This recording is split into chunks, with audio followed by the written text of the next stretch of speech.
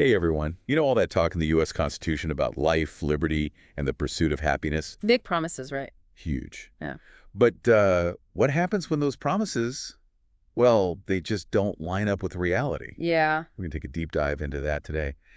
That gap, between the ideals of the Constitution and the actual experiences of people who feel like the system has kind of let them down. It's a question we have to grapple with, you know? It's not enough to just celebrate these aspirations laid out in the Constitution. We got to see how they actually play out in the everyday lives of people. Right. And one story we came across in our research really hit me hard. This person was going through this just brutal dental emergency, but it kind of points to something much bigger than just a toothache. You know what I mean? Oh, absolutely. This person's experience, it really underscores the emotional weight of feeling ignored and devalued by these systems that are meant to be there for us. Like, imagine this. You're in agonizing pain, seeking help, paying for treatment, and you're still denied adequate care. Like, the problem's dismissed instead of actually addressed. It's like their pain, their well-being. It's like it didn't even matter. And that feeling of being invisible, of not having your rights respected, that's something that resonates with a lot of people, I think, especially in marginalized communities. You're so right. This person's experience speaks to a broader pattern of systemic inequity, which we really need to unpack. Yeah. Think of it like a game, right? Where the rules are kind of subtly rigged to favor one group, which makes it way harder for others to succeed, even if they're following all the same rules. So it's not just about bad luck or like isolated incidents. It's like baked into the system itself. Exactly. And this is especially clear when we look at the promise of equal protection under the law, like that's a core principle of the Constitution, right? Right. But what we see in these sources is some pretty disturbing examples of how this promise just doesn't always hold up. Like the issue of compromised real IDs, which I found super interesting. How does that connect to this idea of unequal protection? Well, a real ID is supposed to be this really secure form of identification, right? It's meant to protect you from things like identity theft. But the sources indicate that for some people, these IDs might actually be increasing their risk. Oh, wow. So research shows that facial recognition software, which is often used for ID verification, has a higher error rate for people of color, meaning they're more likely to be misidentified. Hmm. And this can lead to wrongful accusations delays or even being denied services. So something designed to protect everyone could actually end up disadvantaging certain groups. Exactly. And when you factor in all the existing biases and disparities, it creates this situation where that promise of equal protection feels like very hollow. It's like a double whammy. Yeah. You're already facing systemic obstacles, and then the very tools designed to help you could be working against you. Right. And that feeling of being trapped in a system that's rigged can have a devastating impact on people's lives, Yeah. leading to this erosion of trust and dignity. Yeah. It creates a cycle where those who are already marginalized are made even more vulnerable, less protected by the very systems that should be safeguarding their rights. So what can people even do when they find themselves in these situations? When they feel like their rights are just being disregarded. Well, first off, it's crucial to recognize that you're not alone. The sources really emphasize the importance of support systems and advocacy networks. Finding a community of people who understand what you're going through, that can be huge. Right. It can offer a sense of solidarity resources for navigating difficult situations and a platform for collective action. Yeah, having that community to lean on can make a world of difference when you're dealing with something so disheartening. For sure. It's like finding strength in numbers, knowing there are other people fighting for change alongside you. Exactly. And speaking of fighting for change, let's talk about holding these systems accountable. Okay, let's get into it. Accountability, where do we even begin? Well, it starts by asking some tough questions like, are the Constitution's guarantees truly being upheld? Or do they fall short? And if they are falling short, what can we do to change that? Those are some big questions, but I think you're right. We can't just assume everything's working as intended. Nope. We need to really examine how these systems operate and who they truly serve. We got to look beyond the surface, and ask these hard questions about power and privilege and access, like who's really benefiting from the way things are structured and who's getting left behind. So it's not even just about knowing your rights. It's about understanding how those rights can be chipped away at or denied, and even more importantly, how to push back when that happens. Absolutely. Awareness is key, but it's really just the first step. Our sources actually offer some practical ways that individuals can kind of reclaim their agency and push for change. Okay, I'm all ears. What can we do to make those big constitutional promises a reality?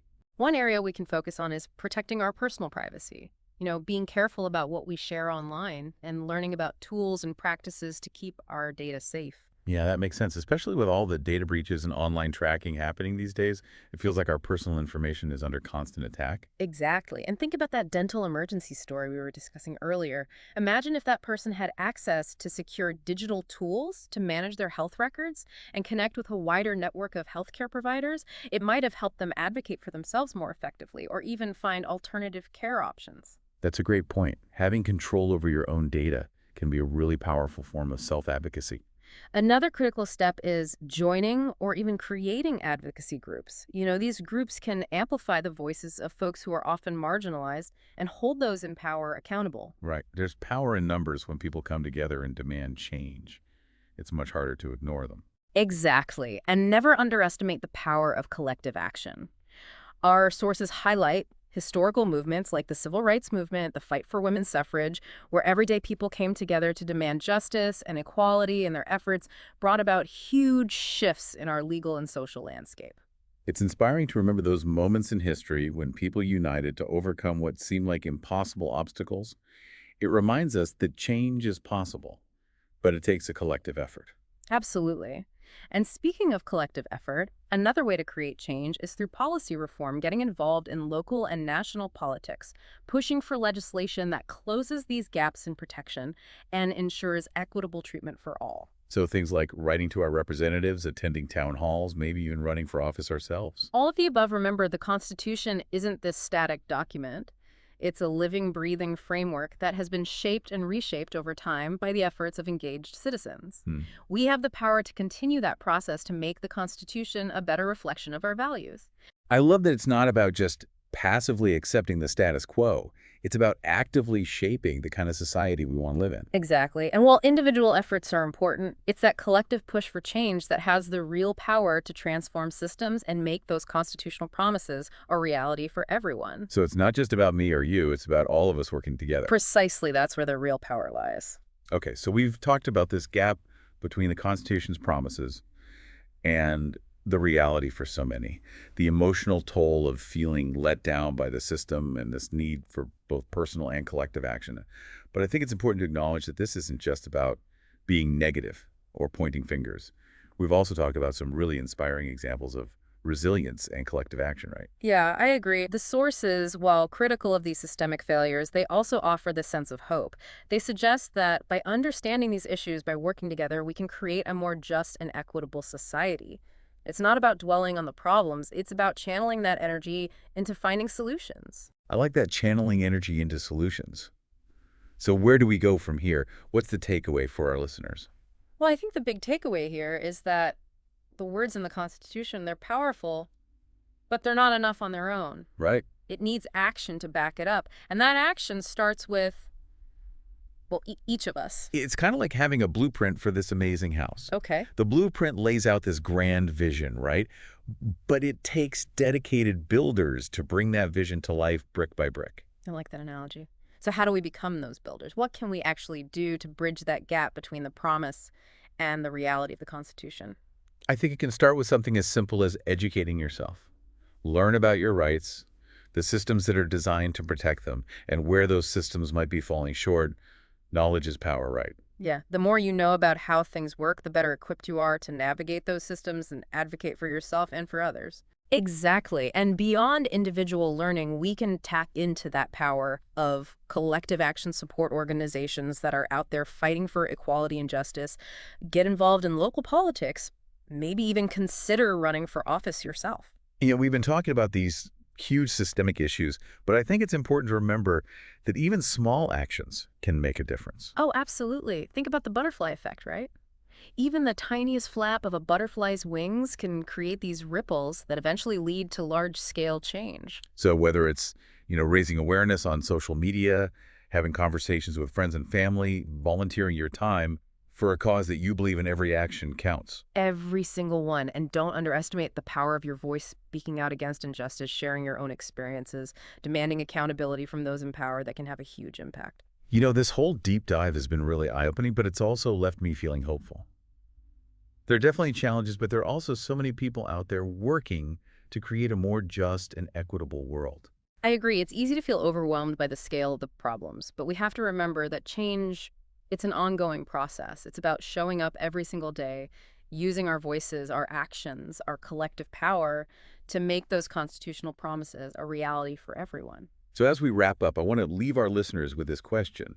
What will you do to build a better future? What steps will you take to make those constitutional ideals a reality for yourself and your community? Yeah, take some time to really think about what we've discussed today and let it guide your actions. Remember, you have the power to make a difference. Never forget that. Thanks for joining us on this deep dive, everyone.